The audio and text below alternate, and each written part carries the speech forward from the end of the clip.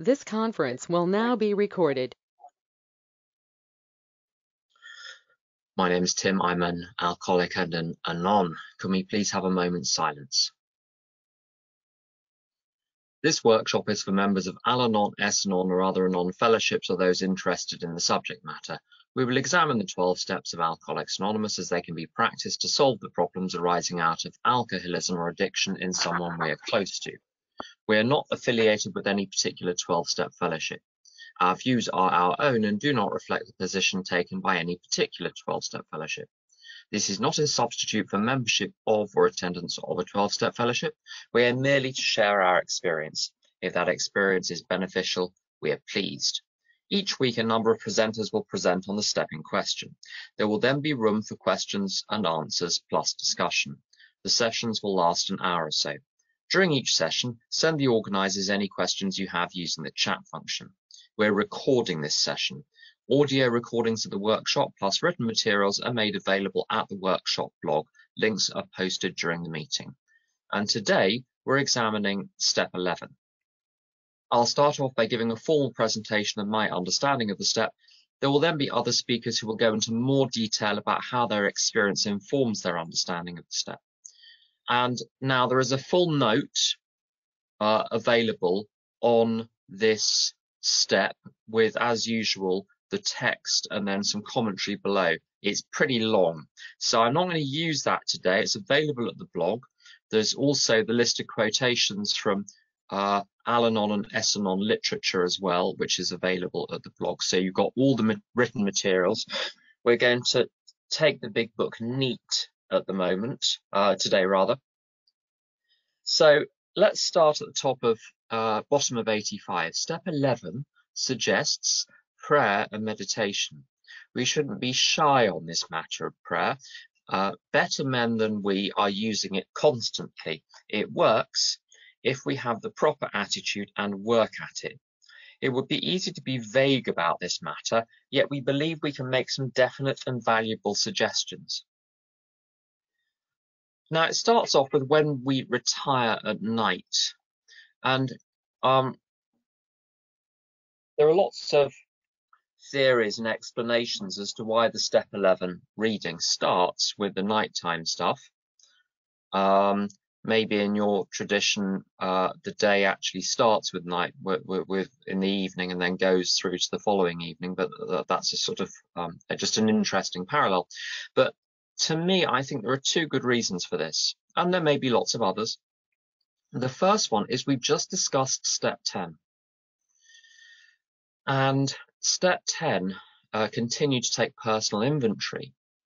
The previous instructions on pages 84 and 85 cover how we do that during the day as we go through the day. But it hasn't told us how we do that in a more reflective way. And this nighttime reflection, it really straddles steps 10 and 11. It's strictly part of step 11 because that's where it's placed in the book. But it obviously is in part the implementation of step 10. But to me, the fact that it's part of the prayer and meditation bit means that it's not some sort of heavy analysis. It's supposed to be a meditation. It's coming under it's inventory under the heading of prayer and meditation. That's probably the simplest way to put it. Inventory under the heading of prayer and meditation. And this is very important, I think, because I met someone once in AA who she said, "Oh, I don't like doing step 10. I said, "You don't like doing why don't you like doing step 10? What's step 10 ever done to you?" And she said, "Well, every night I write for," there's no one in this room, "every night I write for half an hour and it's all of this awful stuff and it's the same stuff every day and nothing ever gets better and I don't know what the point is." And I thought, well, I don't know what book you're reading, but it's a bit naughty when people say, "Well, my big book says," as though, everyone's got a different big book and the people, no one could possibly interpret things differently. So the only reason you could be doing things differently is because someone's given you a duff big book with the wrong instructions. But anyway, joking aside, some people, they like writing. They get a kick out of it. They enjoy it. They find it useful. If all of those things are true from you, let nothing I say or anyone else say dissuade you. But if you've tried doing like a written nightly review, and it feels like a sort of millstone round your neck and this sort of terrible dark thing to do before you go to bed, and it's just depressing and drags you down, you don't have to write it. You're not missing anything. When we retire at night, we can start. Oh, the other reason, if step 11, the purpose of every step is really to prepare you for the following one. So everything is going towards step 12, which is placing yourself at the disposal of the higher power to be useful in the world. So step 11 is the preparation for that. So we're supposed to get a sense of the knowledge of God's will for us and the power to carry that out. Now, to do that, it's like with a kitchen. If you're going to cook anything in the kitchen, you need to clear the kitchen first. So to me, it makes sense that it tells you how to clear the decks emotionally, spiritually, before starting to envision the next day. Otherwise, if you're anything like me, all of the unresolved problems are going to nag at you. So I think it's very useful and interesting that they put this first. Now it says, when we retire at night, we constructively review our day. If you're in Al-Anon or S-Anon, or need to be in Al-Anon or S-Anon or any other Anon, you're probably a little bit busy occasionally, and you're going to get to nighttime pretty tired, maybe at least once or twice a week, and then here's another thing to do. I can't do any kind of useful, effective review late at night. A lot of people find it useful to do this review at the end of the working day, so before they go into evening activities, or at some point in the evening or late afternoon. Some people wait until the next morning. Sometimes you sleep on it and 90% of things have resolved themselves, and there you just clean up the 10% which hasn't resolved itself, which is stuck from the day before. It says we constructively review our day. This means that we're not supposed to be beating ourselves up. I think it's helpful to remember the line from step 4, where it says, this is a fact-finding and a fact-facing exercise. So we're just looking for facts here. We're not meant to be beating ourselves up. And looking at these questions, I treat them very, very simply. This whole exercise takes 5-10 minutes, much more than that. And the so-called law of diminishing returns kicks in. The longer I spend, every additional 5 minutes yields less and less benefit. And I'll come to a reason why in a moment. Were we resentful, selfish, dishonest, or afraid? And it's not encouraging an analysis of the resentment or the selfishness or the dishonesty or the fear. It's asking for disclosure. So my mistake is being resentful. I don't need to work through why I'm wrong. We've already proved I'm wrong. Similarly with fear, similarly with selfishness and dishonesty, I've already made a commitment not to be, so it doesn't need huge analysis. Just an admission is fine. Do we owe an apology? Yes, no. Who? For what? Write it down. This needs to be written down in case if you have a habit of forgetting. Have we kept something to ourselves which should be discussed with another person at once? I love the slogan, you're as sick as your secrets. Just find someone who doesn't mind being told all of your secrets. Not everyone will want to know. Find someone with a strong stomach that you can tell all of your secrets to, and just relate them briefly. Were we kind and loving toward all? What could we have done better? I keep those questions together.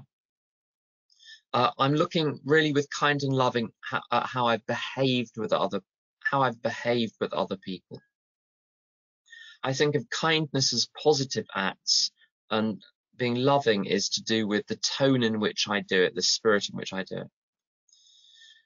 Were we thinking of ourselves most of the time, or were we thinking of what we could do for others, of what we could pack into the stream of life? Again, I take these two questions together. They naturally go together. And again, if I've been thinking of myself, I don't want to be analyzing what I have been thinking of myself. It's the fact I have been thinking of myself that is the issue. And so when we come to corrective measures for that, the question is, what am I going to do differently tomorrow to stop myself being as self-obsessed? And sometimes the answer, paradoxically, is going to be doing less step 11. Sometimes a 10, 15-minute step 11 in the morning, followed by immediately launching into constructive activity, can be more conducive to getting out of self. And a very long step 11 can sometimes drive a person deeper and deeper into self. One's got to be very careful with spiritual things. And here's the killer line, but we must be careful not to drift into worry, remorse, or morbid reflection, for that would diminish our usefulness to others. My natural state, unfortunately, is worry, remorse, or morbid reflection. I'm an introvert and I'm naturally neurotic.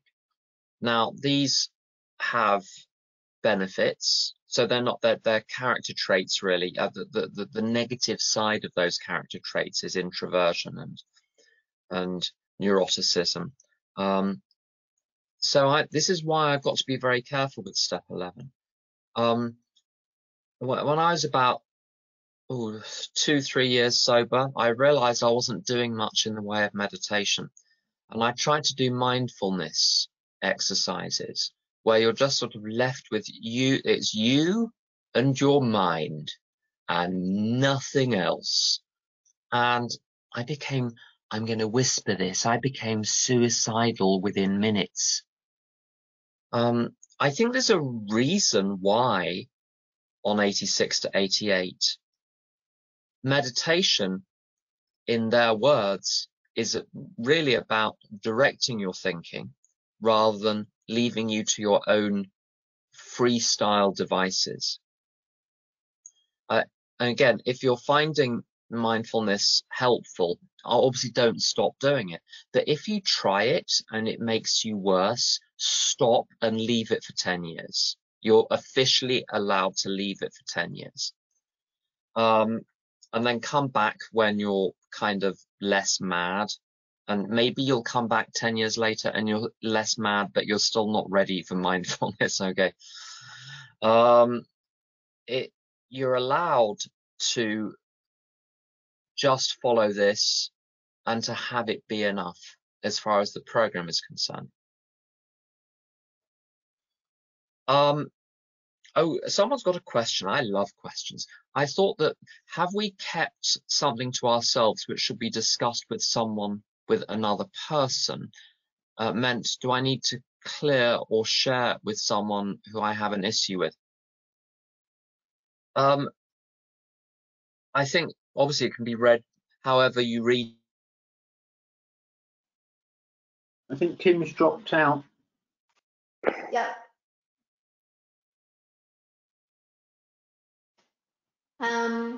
Right, I've can you read back? Yeah, can you hear me now? Okay. So this question of having it out with someone else, if I've got an issue with them, I'm very, very cautious about that. Very occasionally, a request may need to be made.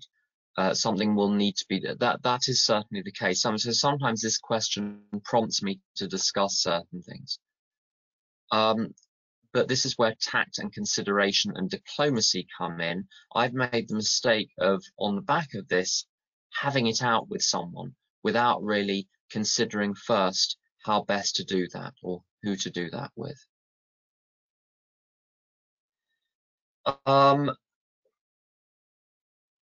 So the last part, after making our review, we ask God's forgiveness and inquire what corrective measures should be taken. And this, to me, is the essence of this inventory. Is what I want to get out. I don't want to get lost in self. I want to use this as a springboard for asking God, what do you want me to do tomorrow? And corrective measures, I think, helpfully fall into three categories: new beliefs or improved beliefs, different thinking, so different attitudes towards situations, and different behavior. Can I just check you're still with me? Your screens are frozen. Can someone come in and confirm they can hear me? We hear you. Yeah, yes. Can hear you. Good, thank you so much, everyone. Okay, so in the morning, on awakening, let us think about the 24 hours ahead. We consider our plans for the day. Before we begin, we ask God to direct our thinking, especially asking that it be divorced from self-pity, dishonest, or self-seeking motives. Under these conditions, we can employ our mental faculties with assurance, for after all, God gave us brains to use. Our thought life will be placed on a much higher plane when our thinking is cleared of wrong motives. I'm in the habit at the moment of, as the first thing I do in the morning is to consider start considering the day, but before I do that, to make sure that I don't just let my mind run. So to stop it doing that, I say the step 3 prayer, I say the step 7 prayer, I say a couple of other prayers. And it's just, I've got into the habit of doing that to stop myself just going into autopilot, where my mind just thinks things to itself.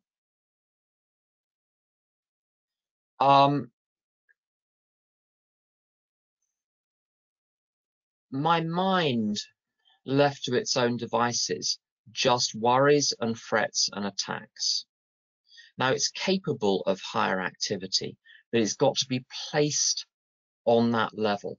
And what I'm finding very useful at the moment is lots and lots of set prayers, standard traditional prayers, because what they do at the very worst, they stop me from thinking about myself, and they place me in my correct relationship with God. I never used to understand why lots of prayers didn't seem to be asking for anything. They just seem to be statements about, God is very big and you are very small, things like that. That's not a literal quotation, but you get the idea. It's fancier in prayers. I don't know why everything is fancier in prayers, but it is. And the job of the morning meditation, it's not to achieve a sort of altered state, necessarily emotionally, or to feel at one with the universe. If you happen to feel at one with the universe as a result of doing this, we're thrilled for you. But the main purpose is to be rendered in a state where you can consider what actions to take today, what spirit to do those in, and that sets you up for the rest of the day. And then you now have a circuit. So nighttime debrief and more morning preparation. In thinking about our day, we may face indecision. We may not be able to determine which course to take. Here we ask God for inspiration and intuitive thought or a decision. We relax and take it easy. We don't struggle. And I treat these as literal instructions. I literally say to God, please give me inspiration. Please give me an intuitive thought. Please give me a decision. These are at the levels of spirit, mind, and body. Relaxing and taking it easy. Again, these are literal instructions, and I say to myself, you need to relax now, or in the words of a friend of mine, oh, lighten up. We don't struggle.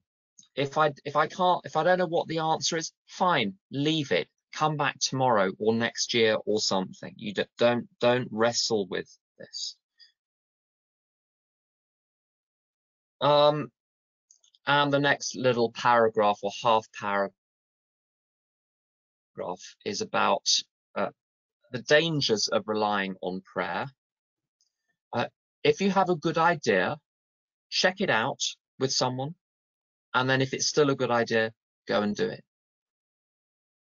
I was talking to someone the other day who says if he has to write a difficult email, he always waits until the next day. If it's a good idea now, it'll probably still be a good idea tomorrow. If it is not a good idea tomorrow, then it wasn't a good idea now. A friend of mine says, if it's after 9 o'clock at night and it seems like a good idea, it's not. Let's go downtown, for instance. Let's call the ex, you know, the typical things that start to happen in the wee small hours of the night. We usually conclude the period of prayer, period of meditation with a step that we be shown all through the day what our next step is to be. Again, I treat this literally. God, please show me all through the day what my next step is to be and give me whatever I need to take care of such problems. Interestingly, there's a parallel to step 3 on page 63, where it says God provides what we needed if we stay close to him and perform his work well. And here, what do we need? Aha. What I need is what is necessary to take care of the problems, namely to deal with what is in front of me. I only ever get given what is needed to deal with what is in front of me. I don't get like an advance order of everything I need in perpetuity. It appears as it's necessary. God, free me from self-will. We're careful to make no request for ourselves only. We may ask for ourselves, however, if others will be helped. What I do is I think of like something which is really bothering me. I ask for relief in order that the solution to that problem can be exploited in my sponsorship of others or sharing in meetings or whatever. That's a pretty sound way of doing it. If circumstances warrant, we ask our wives or friends or husbands or cat to join us in morning meditation. If we belong to a religious denomination which requires a definite morning devotion, we attend to that also.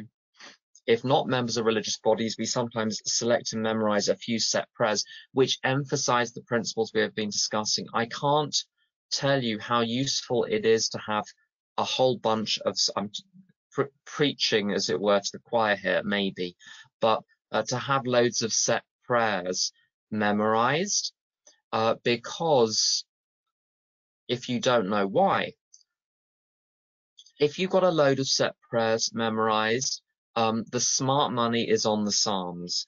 They're pretty good. Apparently they work just as well in English as in Hebrew, but who knows about that? That's an outside controversial issue. If you've got them memorized, when you wake up in the middle of the night, crazy, you just run the prayers through your head and you'll fall back to sleep pretty quickly. I do anyway. And when I'm crazy, I don't fall asleep easily. I get worse and worse and worse. If I have memorized prayers, like memorized so deeply, they're like in my subconscious, the prayers start automatically as a covering, which sort of when they cleared up Chernobyl, they put this concrete sarcophagus over the top of it to keep the radiation in. And that's what this like covering of prayer does. If there's something toxic going on, it keeps it safe so that I can get to sleep, and then tomorrow we can deal with it. If you want to have less disrupted sleep, don't have sugar after about 7 p.m. That's like the boss level tip. But anyway, that's another question. There are many helpful books also, but I think in AA and other spiritual groups, we lose as many people out of the top as out of the bottom. So if you discover that, you know, this religion or Course in Miracles or this spiritual path or whatever, yoga, Buddhism is helping, the advice given to me is do those things in addition to or in parallel with AA. Don't do them as a substitute for this, because this step is about establishing a relationship with God, where God uses me practically during the course of every day. And I've seen some very wonderful people in AA get lost out of the top into some other spiritual path. A few years later, they're drunk and dead. Happens a lot. Happens as much as people falling out of the bottom because they stop going to meetings or brushing their teeth or something. As we go through the day, we pause when agitated or doubtful. All problems in the universe are covered by that phrase. Either you're upset and you don't know how not to be upset, or you're doubtful, which means you don't know what to do. And when sponsees call, ask them, what's the issue here? Are you agitated or are you doubtful? Well, I'm both. Okay. Have you? They're always both. And well, have you asked God for the right thought or action? No. Well, go and do that. Sit for 5 minutes and then call if you need to. Okay. You know, I don't have to be. I'm not the higher power. You call the higher power first, and then you call your sponsor. Unless you're in your first 20 years, in which case you'll probably need to talk to your sponsor first, because you're like, God, who, what program? Anyway, we remind ourselves constantly we're no longer running the show, humbly saying to ourselves many times each day, thy will be done. I would memorize these 2 pages, or at least the instruction bits, again, so that they come to you when you go nuts at 2 in the afternoon to say, I'm no longer running the show. Thy will be done, saying, God, please give me the right thought or action. It's super helpful to have this stuff memorized. We're then in much less danger of excitement and underrated peril, fear, anger, worry, self-pity, or foolish decisions. We become much more efficient. That will please the Al-Anons. Don't we love being efficient? Oh, we can get more done and control more people. We become much more efficient. We do not tire so easily, for we are not burning up energy foolishly as we did when we were trying to arrange life to suit ourselves. If you become more efficient and you have free time and you're an Al-Anon, how about you just do nothing for an hour rather than squeezing in learning Thai or Korean? You know, just because you created more time in your schedule does not mean you need to load more burdens onto yourself, just in case you didn't know that. We are not camels, okay? It works, it really does. That dash belies the sponsee who says, no, it doesn't. That's why it says it really does. It works. No, it doesn't. It really does. That's what the dash means. We alcoholics are undisciplined. We Al-Anons are overly disciplined. I think we prefer to discipline us, or I prefer to discipline myself. Like, God, I've totally got this. I've got everything under control. You go and do whatever you need to do with the rest of the universe. For heaven's sake, it needs it. I don't need you. No.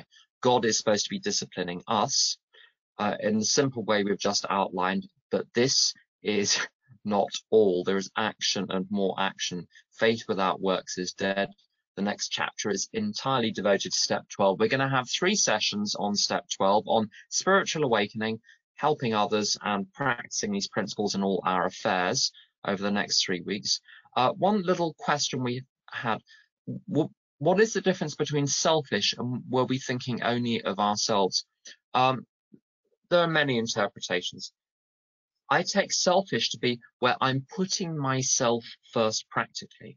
Was I thinking only of myself has got more to do with what my mental activity is. If my mental activity is focused on me and what I think and what I feel and all the people I hate, or is it focused on how can we do this project in front of us more constructively? Anyway, that's all I'm going to say. Elisheva, would you like to come in and share? Hi, my name's Elisheva. There's a lot of background noise here. I don't know if you hear it through. It's not coming in. It's fine. Okay, great. Okay, so with the evening review, with every question, I like to look at the corrective measure that I need. So for the first few questions, the way I'll do it is I'll ask myself, did I have a resentment? If I didn't have a resentment, I go on to the next question. If I had a resentment, I just ask myself, what did I do? If I prayed to God and God took it, then I go on to the next question. If I didn't pray to God, then my corrective measure is to pray to God when I have a resentment and to ask God to help me remember to do that because I've been forgetting. If I prayed and the resentment continues, then I ask myself, what did I do? If I didn't do anything, then my corrective measure is to during the day to look at it. If I looked at it and I saw my demands and the resentment was taken, then I'd move on. And if I look at it and I looked at my demands and I held on to the resentment, I asked myself what my corrective measures are. And sometimes it's just to talk to another person. Sometimes it's to put it aside so I can get some emotional distance from it and then look at it. I found that once I got into the habit of doing this, it goes really quickly and it helps reinforce me doing step 10 during the day. On awakening, so I don't like to lie in bed and once I wake up. So I say a very short religious prayer, one sentence where I thank God for returning my soul to my body in the morning, and I get up. But I can't have a gap between me getting up, waking up, and doing my spiritual prayers and meditation. So what I do is I sing in my mind spiritual songs, and I find that it helps me wake up my mind, it helps keep my mind off of self, and it helps me set the intent for the day. Then I go downstairs, and when I'm sitting at a table, which is what's most comfortable for me, and I know that's not how a lot of other people want to do it, it's just what works for me. I'll either read steps 10 or 11 from the big book, or I have a notebook of spiritual prayers. Sometimes I'll go through the book, sometimes I'll just pick out one prayer or two prayers and read them and meditate on it, whatever I'm guided to do for that day. We only pray for the knowledge of God's will for us and the power to carry that out. So I found that when I used to pray to God for specific end results, praying for them helped me hold on to the desire stronger. And when I have a strong desire, I'm constantly checking to see if it's been given. And when it's not, I'm disturbed. And I found that just by not asking for the specific end result helps weaken the demand. And instead of praying for the result, whenever I see that I want the specific result, I turn to God and ask him to know his will for him. And that allows me to be more available to serve God. I never wanted to meditate with other people. I felt it was too intimate, it was uncomfortable until the first 164 morning meeting started. And I found that it was the first time that I really enjoyed meditating with others. And I believe that there's strength to numbers and doing it with others. So I've been going there steadily and I really enjoy that meeting. The big book suggests to learn a few set prayers. And so I have a few set prayers that I say under specific situations that when I find that I'm in self-will and I'm disturbed, again, I like to sing some prayers from my religious services. They're very short.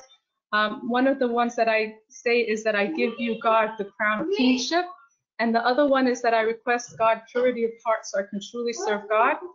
And I find that the singing it again and again helps. It's the combination of the words and the tune really help me quiet my mind. And the other thing that I find, I have a very hard time pausing. And whenever I would do my evening inventory, I would notice I didn't pause throughout the day. I just reacted. And so what I found very helpful is to pause when things are calm. So I decided anytime my children ask me if I can play a game with them or if I can read with them, where it's not a stressful decision to make, I'm going to pause. And it really helped me get in the habit of pausing. And from there, I started pausing during the daily grind and whatever was going on. I'll leave it there. Emma, would you like to come in next? Hi, I'm Emma, a grateful member of S-Anon. So a couple of thoughts on step 11 for me. Really big that Tim said too, this is not a beating up exercise. When I first joined, oh my gosh, this is all I did it was a period at nighttime that I could find every single fault I had done all day. And it's not meant to be like that at all. I'm grateful that I got that. I'm grateful that I got that eventually. It's not analyzing. Already did that in the 5th step. It's spotting, moving on, accepting myself, finding my corrective measures.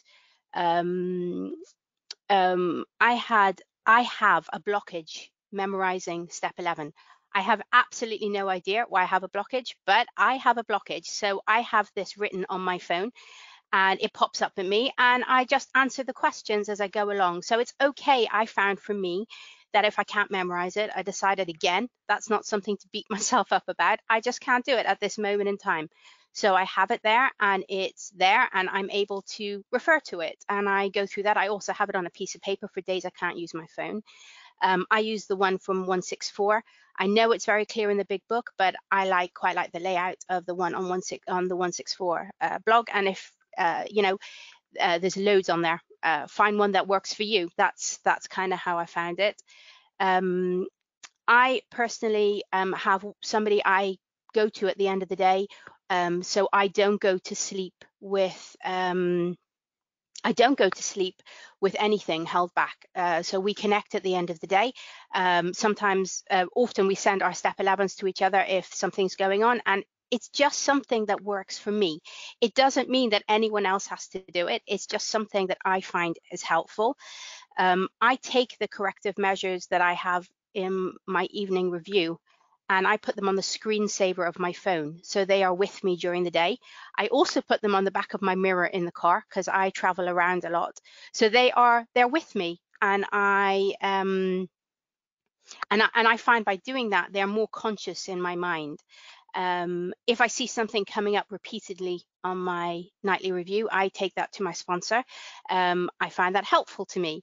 In the morning, again, this is a very personal thing, I get up earlier. I can't have a 5-year-old on my head and try to meditate. I have not got that ability. So I spend my time trying to get up a bit earlier and do this as best I can. I take a spiritual reading. I repeat it. This is my meditation, and I repeat it over and over. A thought, an idea. It works for me. It connects me to God. It's generally Psalms. It can be spiritual readings. I quite like Emmett Fox, the Daily Reader.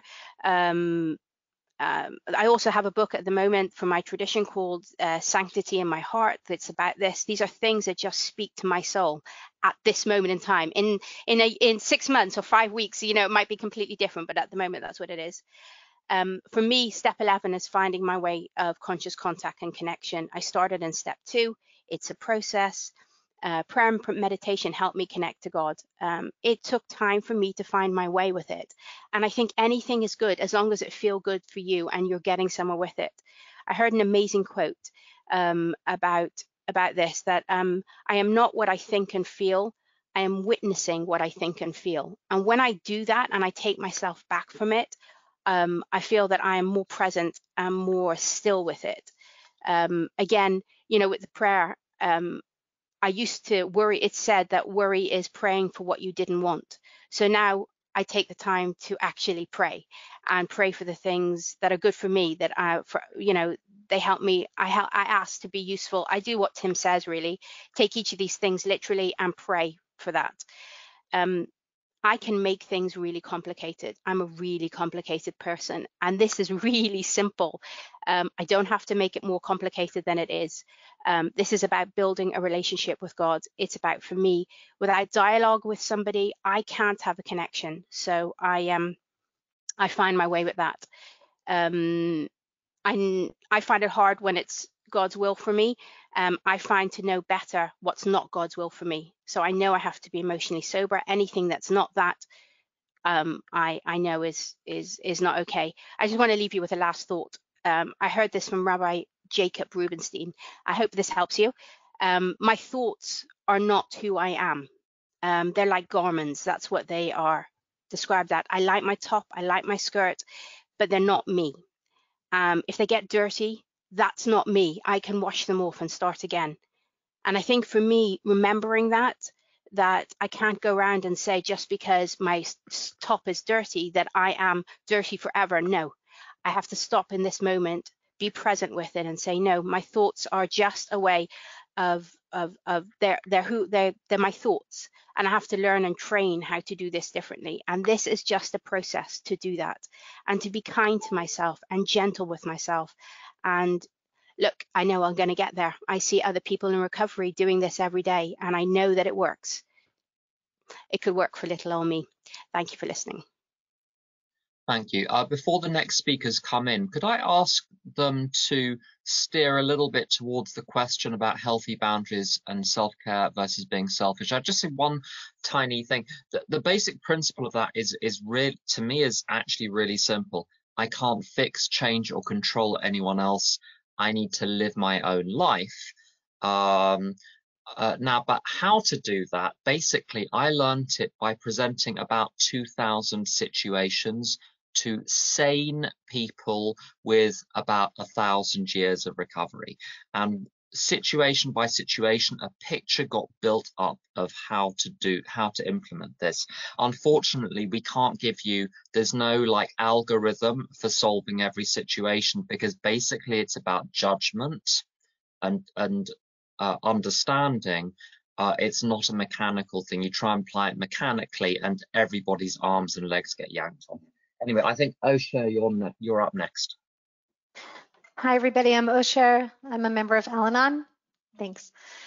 So I'll relate to the question and then share my notes on, and also ditto to everything that was said. So for me, selfish, it has to do a lot more with motives. And am I doing higher powers well, or was I rogue? Did I go rogue? And one of the first things my Al-Anon sponsor taught me was to constantly be questioning myself. What are my motives? And if I checked in with higher power and I did a step 10 and step 11 on something, and I ran it by my group conscience, which today is sponsors, people I trust in program, and then this is not something selfish. This is something that I might need to do. I will also say, with regard to the corrective measures, some of my corrective measures are to put up a boundary or to remove myself from certain situations. The corrective measures, because Tim said that, there are different categories of corrective measures. One of them is a different behavior. So my different behavior might be, I'll give an example. I get very upset when people touch me on the bus. And in Israel, in non-corona times, there's not much of an idea generally in the culture of personal space. And so instead of getting upset at the people who are just being who they are in Israel, I can move. And I had never thought of that before. It was like a new, and so my corrective measure when I got on the bus and I start having a resentment towards someone who's too close to me is to move. And I can do that in prayer instead of, fine, I'll move, so that is an example of being able to have a boundary and self-care as opposed to something selfish. Okay. So for me, there are many parts to step 11. I'm going to try and talk briefly. And if anyone wants to contact me and talk about step 11 at another time, please feel free. Absolutely love to. I had to practice incorporating prayer into my day. I didn't know how to do that. So for many years, I only prayed in the morning, and I'd get to the end of the day and go, again. And then I'd pray in the morning and in the evening. But in between, again, I would notice that there was nothing going on. So I set reminders on my phone. And even today, I have reminders on my phone to read a passage about every hour. I love what was said about spiritual songs. I tend to listen to them throughout the day. And I've I've adapted some practices throughout the day that that's when I pray. So when I eat, I say a prayer. I'd like to remember to say a prayer when I finish eating, but I'm not there yet, so I'm praying for willingness. When I go to the bathroom, I say a prayer. I tend to meditate in the shower. So there are different ways that I've kind of found. When my phone rings, I try to remember to say a prayer, because often I really, really want the phone to ring because I want people to acknowledge me, and I want to know that I'm alive that way. And then the phone rings and I go, darn, the phone's ringing. So that's now how I want to answer the phone today and be of service. Morning prayer and meditation for me are essential. Many, many, many years, I only meditated for about 2 or 3 minutes. I probably only meditate for about that time today. The bottom line is it's about continuity for me and not about how long the meditation is. That's for me. I was taught very early in program to get on my knees in the morning when I pray. I understand that that's an issue for some religious practices.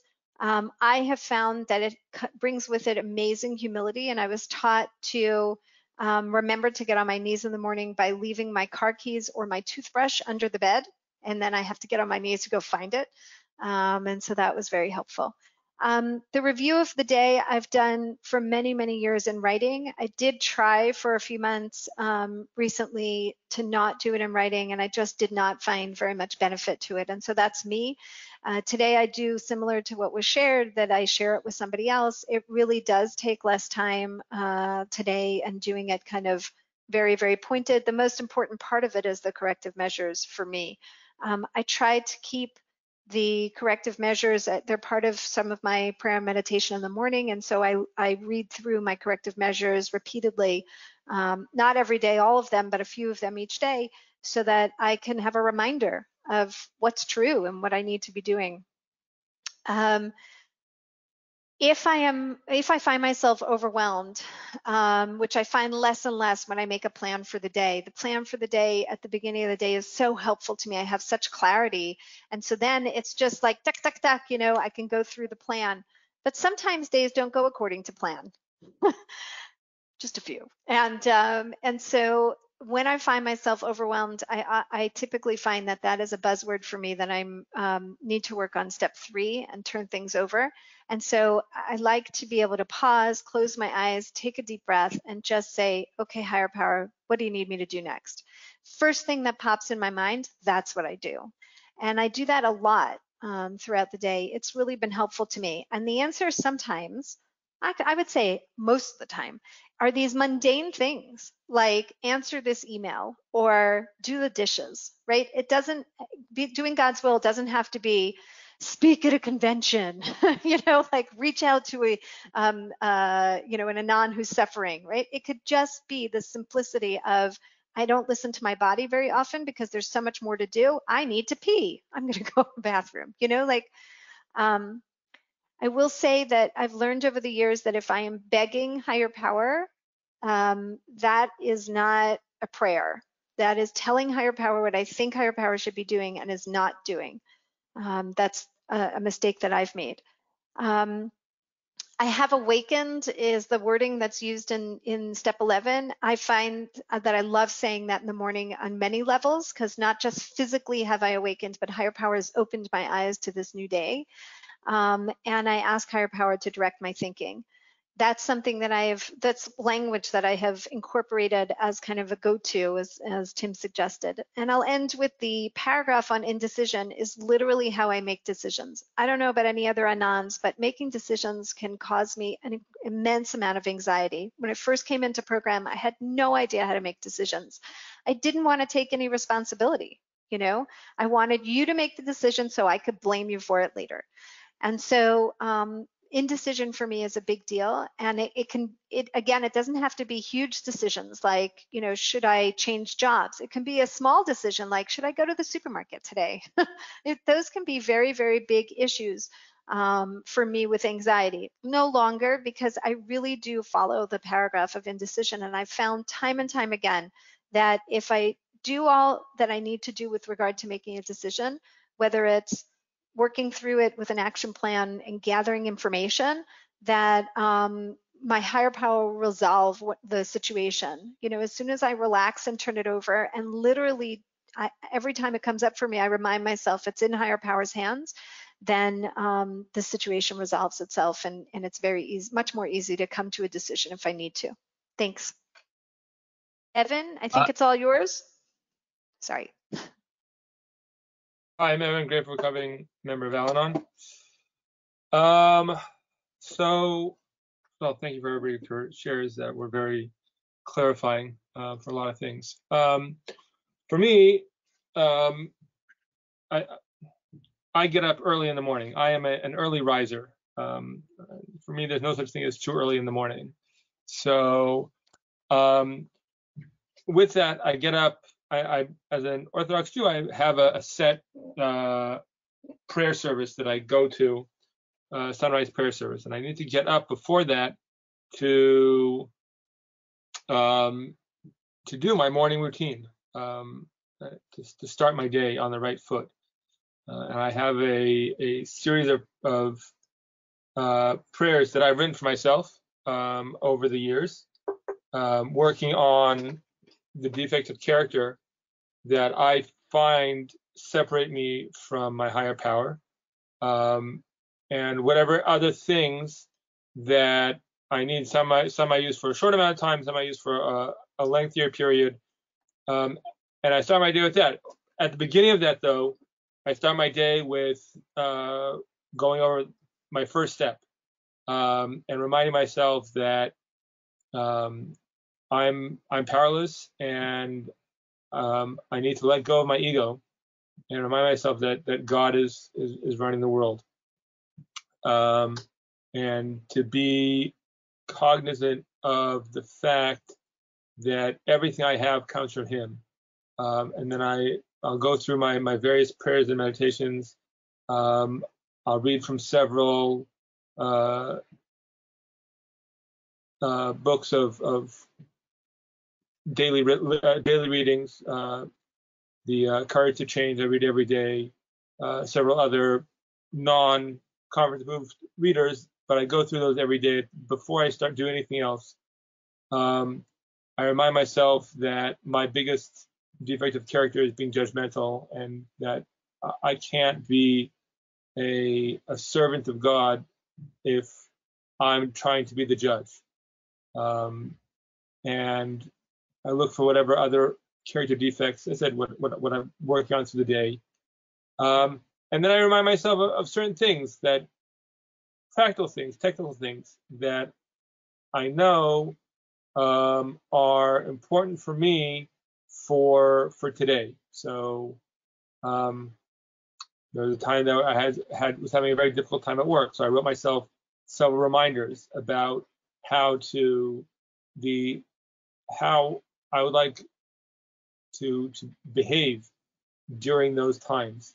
And I end with a gratitude list, and I'll go through all of those things that that God gave me yesterday, and show my gratitude for them.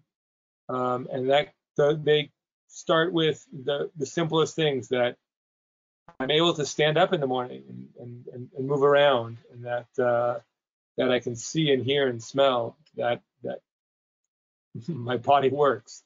To the stuff, that the material blessings that I have. I have hot and cold running water in my house. Not everybody in the world has hot and cold running water in their house, so I need to be grateful for that. I heard an old timer in AA say that she had gone to her sponsor had told her, and I guess he had at the time been sober for 30 something years, that his goal was to start the day by asking God only to give him today what he was grateful for yesterday.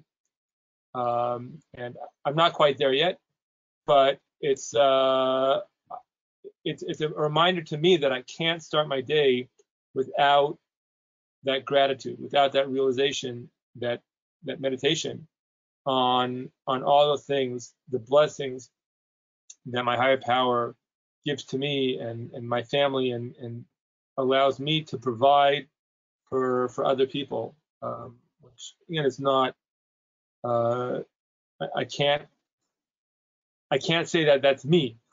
That's God providing those things for me. And once I have that list of things that I'm working on through the day, I can go out into my day with something of a plan, but a spiritual plan of which direction I want, or spiritually that I understand my higher power wants me to move. So I'll take it in that direction. And then at the end of the day, I'll sit for a few minutes. And as Tim said, I'm not a big writer. I don't like putting pen to paper. I do when I have to. But I will go over those things and say, okay, where was I judgmental today? Where was I lacking gratitude today? Where did I lose sight of my connection with my higher power today? And I don't do that in a state of morbid self-reflection. I do that in that state of, okay, I'm doing this because it's good for me. It makes my life better, and it makes as far as I can see, it makes the lives of those around me better. So if I'm able to do that, and it doesn't need to take a long time. It can be a few minutes, and I can say, oh, you know what? I need to improve on this, and I need to. That worked out. I know for me, part of it is reminding myself that I need to take care of myself. For a long time, I really neglected my body. I didn't exercise, and I ate very poorly, and I neglected medical things, and I can't say I'm the best with my teeth, but I try to take care of them, and that's part of my nightly routine and my daily routine is saying, okay, did I do this? Did I keep in mind that that my body was a gift from God, and to some extent it is a holy vessel that that God has put my soul in, which is a holy gift, and I need to treat it as such with respect. And for me, that was a new thing and a big deal. So I need to remind myself of that. Certainly be thankful for it, but remind myself that no, I need to take care of myself. So I'll leave it there. So thank you very much, and y'all have a good day. Thank you. Devoyre, are you there?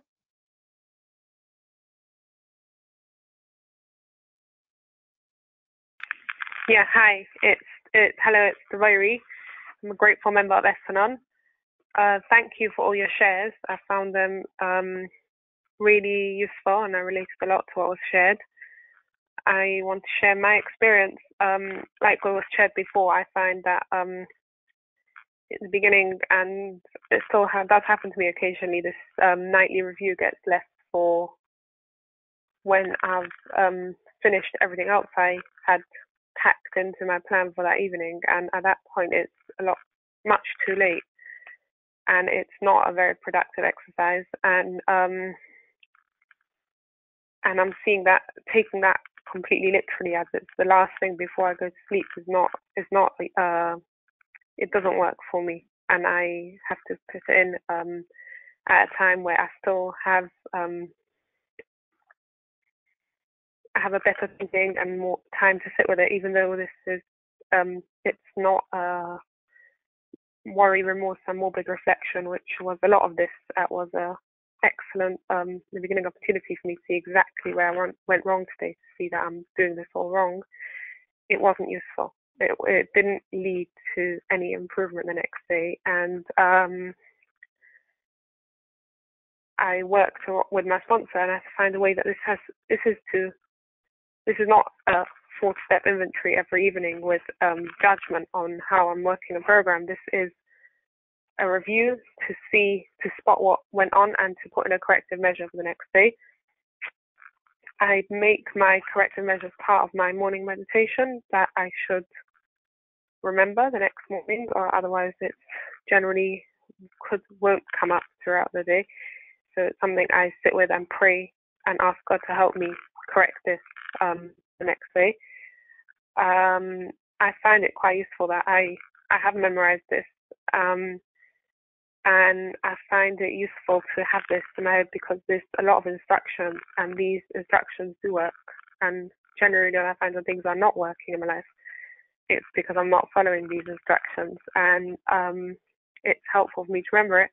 I still find it good to take a big book in the morning and read this and pause, because my thinking generally goes a lot too quickly, and I might have this memorized, but if I run this through in my head, it's not as efficient as when I sit down properly and run this through. I like the instructions about indecision because this is something I struggled with, and I still struggle with. I really like when other people make decisions for me, so that they can carry the final responsibility.